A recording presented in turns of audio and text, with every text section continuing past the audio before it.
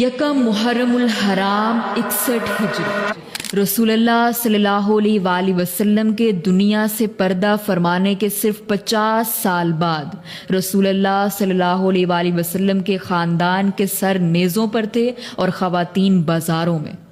آخر کیوں؟ آج کچھ لوگوں کو لگتا ہے کہ یہ صرف ایک خاندانی اختلاف تھا یا سیاست تھی۔ نہیں، یہ ایک پورے نظام کی تباہی تھی۔ It was a system collapse. So let's talk about this brutal reality. Karbala کوئی اچانک پیش آنے والا حادثہ نہیں تھا۔ کربلا اس نظام کا نتیجہ تھا جو دین کو چھوڑ کر ایبسولوٹ پاور، طاقت کے پیچھے بھاگ رہا تھا۔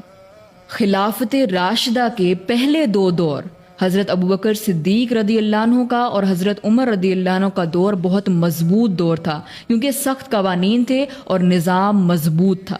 حضرت عثمان رضی اللہ عنہ کے دور میں ان کی نرمی اور رحم دلی کا فائدہ اٹھا کر فتنہ پرست اور ان کے بعض رشتہ دار گورنرز نے نظام کا غلط استعمال کیا، جس سے نیپوٹزم اور باقی خرابیوں نے جنم لیا۔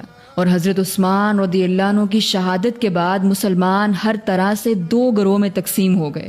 ایک طرف حضرت علی رضی اللہ عنہ حق پر کھڑے تھے اور دوسری طرف حضرت امیر معاویہ رضی اللہ عنہ طاقت کی سیاست کر رہے تھے۔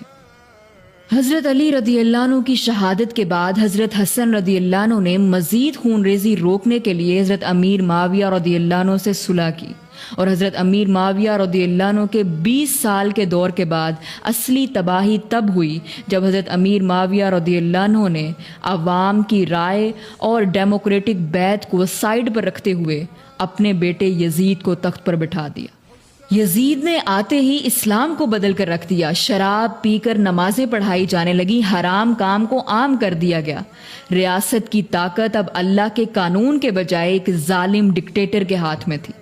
یزید نے یہ ضد کی کہ حسین میری طاقت کو تسلیم کرے، حسین آ کر میری بیعت کرے۔ لوگ تو خوف کی وجہ سے خاموش تھے، لیکن حسین تو پھر حسین تھے۔ یہ کیسے ہو سکتا تھا کہ نبی کا نواسا ہو اور ظالم اور فاسق حکمران کے آگے جھک جائے؟ اور یقین کریں کہ اگر حسین چپ رہتے تو قیامت تک بادشاہت اور حرام اسلام کا حصہ بن جاتے۔ امام حسین علیہ السلام اپنی فیملی کو لے کر پہلے مکہ اور پھر کربلا کی طرف نکلے، کسی زمین یا کسی عہدے کے لالچ میں نہیں، بلکہ یہ پیغام عام کرنے کے لیے کہ حکومت، ریاست جس کے بھی ہاتھ میں ہو، نظام اور قانون صرف اللہ کا چلے گا۔ کربلا کی اس دردناک داستان کو ہم اس کربلا سیریز میں سمجھیں گے انشاءاللہ۔